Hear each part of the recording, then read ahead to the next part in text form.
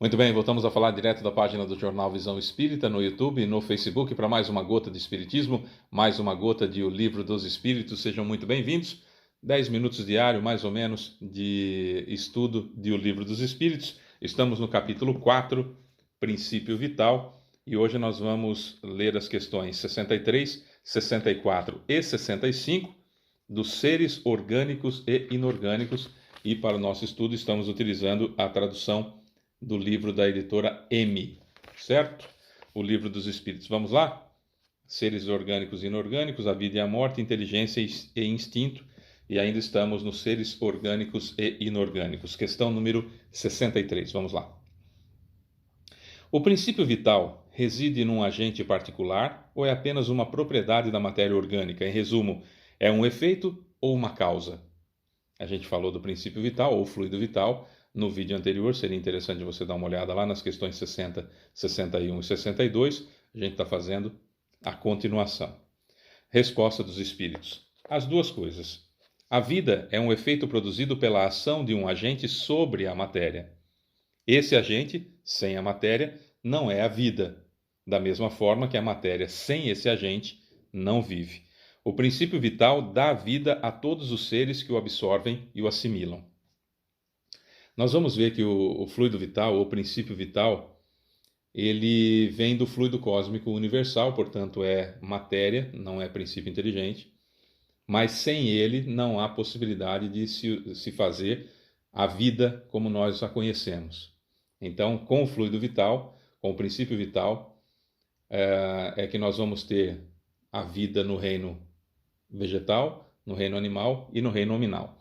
No reino mineral, há situações em que também há necessidade do princípio vital, do fluido vital, como nós falamos no vídeo anterior, que é o caso da água, que dá-se-nos a impressão em 2022 de que já tem, sem o fluido vital, não seria possível a água adquirir as propriedades terapêuticas e as propriedades deletérias, às vezes, que se consagra pelo pensamento, por exemplo, do ser humano ou de um espírito, né? do humanoide, de uma forma geral, que imprimiria seu magnetismo através do pensamento, e a água tomaria essas formas deletérias ou curativas, de acordo com a intenção de quem está proferindo as palavras ou a prospecção magnética. Mas o fato é que só o princípio vital é matéria, o fluido que vem do fluido cósmico universal, a matéria inerte que nós conhecemos e o princípio inteligente são coisas distintas. 64. Vimos que espírito e matéria são dois elementos constitutivos do universo. O princípio vital seria um terceiro, matéria, fluido cósmico universal, matéria inerte e princípio inteligente, certo? O fluido vital seria um terceiro? Resposta dos espíritos, eu já disse, mas vamos ler. Ele é, sem dúvida, um dos elementos necessários à constituição do universo, mas ele próprio tem sua origem na matéria universal modificada. Para vós, é um elemento como o oxigênio e o hidrogênio, que, no entanto, não são elementos primitivos, pois tudo deriva de um mesmo princípio. Se nós pegarmos para estudar só o princípio vital, o fluido vital, a gente vai entender ele como um elemento básico, como é o caso do hidrogênio, como é o caso do oxigênio, chumbo, enfim, selênio, que tem lá na tabela periódica da química. A gente chama aquilo lá de elementos básicos, mas não são, porque a partir do fluido cósmico universal e da matéria propriamente dita criadas por Deus é que essa mistura gerou com o princípio inteligente, gerou esses elementos que nós chamamos de básicos, de acordo com o nosso conhecimento ainda pequeno aqui na Terra. Disso parece resultar que a vitalidade não tem seu princípio num agente primitivo distinto, mas uma propriedade especial da matéria universal devido a certas modificações. É a consequência do que dissemos. Então vamos lá. O princípio vital, ou fluido vital, é algo que nós precisamos para unir o espírito à matéria. Então vamos falar de nós espíritos, não vamos nem falar de princípio inteligente, vamos falar de nós espíritos. Já comentei isso no vídeo passado, mas convém falar de novo nesse vídeo. Para eu nascer, quando eu fui nascer, o meu perispírito, o meu corpo espiritual, ele foi através do cabo chamado cabo prateado, que é o cabo principal, o fio principal que liga o meu perispírito a esse corpo que vocês estão vendo. Quando houve a fecundação do óvulo, lá no ventre da minha mãe, quando esse óvulo foi se multiplicando até ter aproximadamente 100 células-tronco, pelo menos é o que se sabe até 2022, que é quando estamos gravando o vídeo, então o meu perispírito foi colocado, grudado, costurado, o nome que se queira dar a esse grupo de células. E o que grudou ele lá, o que pregou, o que costurou, o que fez com que eu ficasse encarnado já a partir daquele, ou começasse a minha encarnação a partir daquele ponto, é o fluido vital. Esse fluido vital é a cola, vamos usar esse termo, entre aspas, evidentemente, que faz com que o meu perispírito, então, fique nessa parte já preso àquele grupo de células. E essa ligação, que vai se dar pouco a pouco depois, hemácia por hemácia, com o meu perispírito, por isso que o processo de reencarnação ele é, de certa forma, demorado. Eu já encarno, propriamente dito, quando respiro pela primeira vez, mas a encarnação se dá por completo lá para os 6, 7 anos, mais ou menos, tá? Mas, enfim, não quero entrar muito nesse mérito, que mais para frente nós vamos falar sobre isso. Mas o fato é que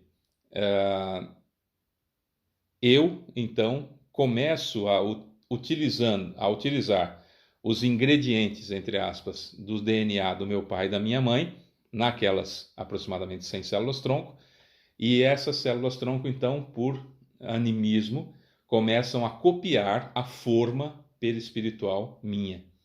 Então, eles vão fazer com que essas células-tronco vão copiando a forma do meu ser, que é o meu perispírito, utilizando, claro, os ingredientes que tem ali, o DNA que tem disponível, para fazer um corpo novo de acordo com as minhas necessidades reencarnatórias.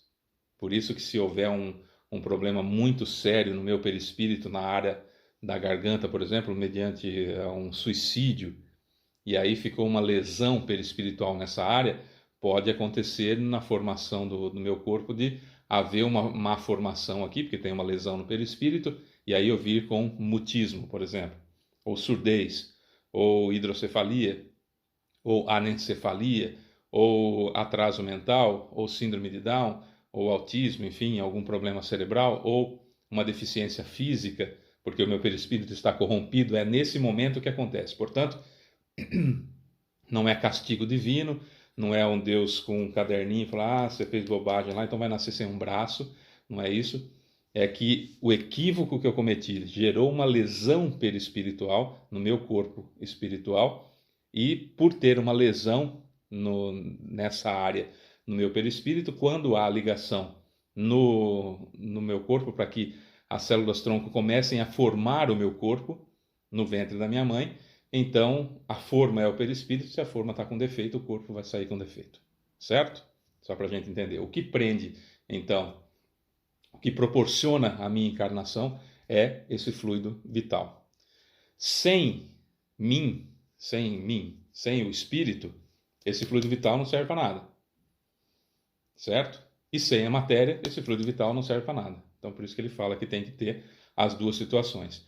Por exemplo, o princípio da minha encarnação ali naquele grupo de 100 células-tronco. E essas células começam a se desenvolver copiando o meu perispírito.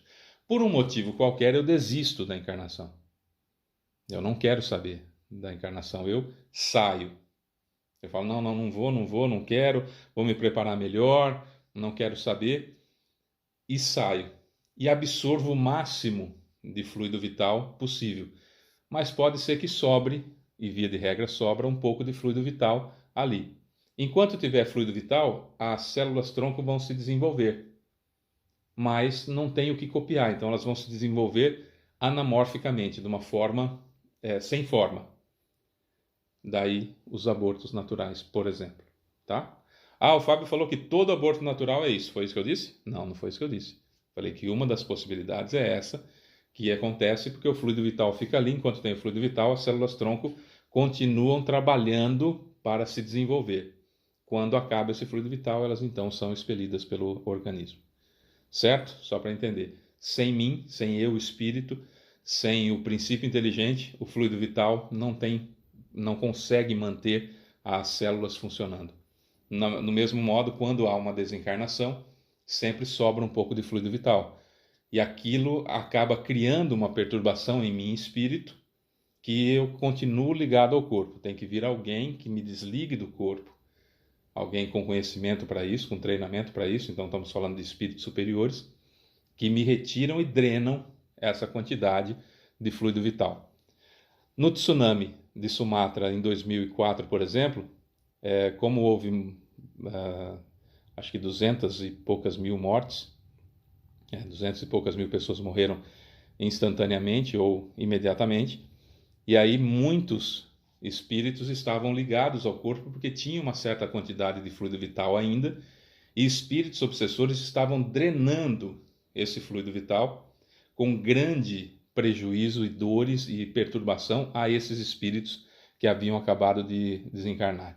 Então, o plano espiritual, como sabia que iria acontecer uma grande catástrofe lá pelo movimento das placas tectônicas, portanto gerando tsunami, já tinha criado um ponto de resgate, uma espécie de colônia naquela região e treinado muitos tarefeiros espirituais para o resgate desses espíritos e drenagem desse fluido vital, para que os obsessores não os utilizassem, porque esse fluido vital, utilizado pelos obsessores, ele serve para fazer castelos, para fazer armas, para fazer equipamentos no plano espiritual inferior, certo? Então, só para a gente entender o que seria esse fluido vital um pouquinho, a gente vai discorrer mais sobre isso nos próximos vídeos. Questão 65, para a gente arrematar tudo isso então. O princípio vital reside num corpo que conhecemos? Resposta. Ele tem sua origem no fluido universal, como eu disse, no fluido cósmico universal. É o que chamais de fluido magnético ou fluido elétrico animalizado. Ele é o intermediário, o elo, entre o espírito e a matéria. Certo? Então, tudo aquilo que eu falei, resumido aqui na questão 65, tem origem no fluido universal, é o que chamais de fluido magnético ou fluido elétrico animalizado, é o intermediário, o elo, entre o espírito e a matéria. Certo? Mais informações amanhã, em mais uma gota de espiritismo. Eu sou Fábio Pereira, um beijo para você que fica e até amanhã. Tchau.